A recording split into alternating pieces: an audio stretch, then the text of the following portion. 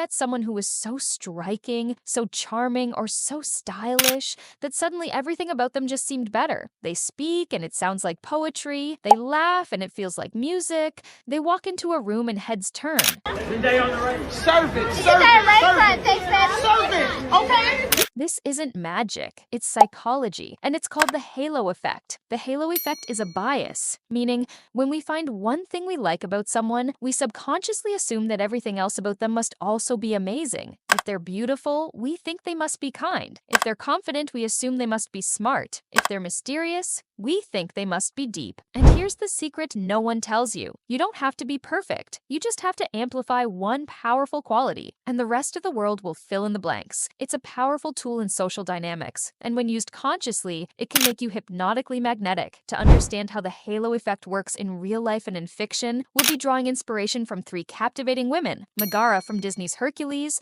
supermodel Shalom Harlow, and of course, the timeless icon Marilyn Monroe. Let's start with Megara, one of Disney's most underrated femme fatales. Meg isn't your typical princess. She's sarcastic, witty, and kind of emotionally unavailable at first glance. But the moment she flips her hair and leans against that pillar with her famous line, "I'm a damsel, I'm in distress, I can handle this. Have a nice day," we're instantly drawn in. Why? Because she exudes confidence. That one trait, her unapologetic self-assuredness, becomes her halo. From that moment on, everything she says and does seems cooler, funnier, and more compelling. And that's the power of the halo effect. One strong, dominant trait, in this case, her confidence, creates a ripple that elevates everything else about her. Next, we look at Shalom Harlow. Now, if you're not deep in the fashion world, you might not recognize her name instantly, but Shalom is a legend. She became an icon not just for her beauty, but for the way she moved. The way she walks down a runway is less like a model and more like a performance artist. She's most famous for that Alexander McQueen show where she stood still as robots spray-painted her dress. And she didn't just stand. She danced, twitched, and spun like a wind-up doll being reawakened. It was hypnotic. And in that moment, people weren't just looking at a model, they were seeing a work of art. Her halo,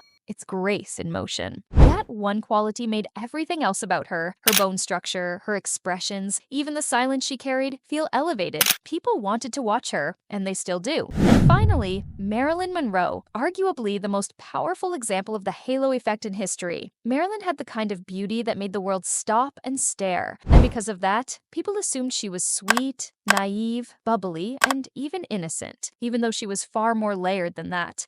Her voice, her smile, the way she carried herself, that was her halo. It wasn't just that she was beautiful, it was that her beauty created an illusion, a projection. People saw what they wanted to see. And what makes her even more magnetic in hindsight is that she was aware of this. She once said, "If you're going to be two-faced, at least make one of them pretty." Marilyn mastered the halo effect. She knew that if she gave people softness, they would assume goodness. If she gave people glamour, they would assume value. She hypnotized the world, not by being fake, but by amplifying one specific quality until it overshadowed everything else. So, what can we learn from these 3 women? How can we become magnetic through the halo effect? First, identify your dominant trait. Is it your humor, your calm energy, your intellect, your mysterious silence? Pick the one that comes most naturally to you and lean into it. Second, amplify it. Just like Meg does with her confidence, Shalom with her grace, and Marilyn with her beauty. When people notice one strong trait in you, their brains will naturally assume you have others. Suddenly, you're not just calm, you're wise. Not just funny, but also charming. Not just beautiful, but also kind.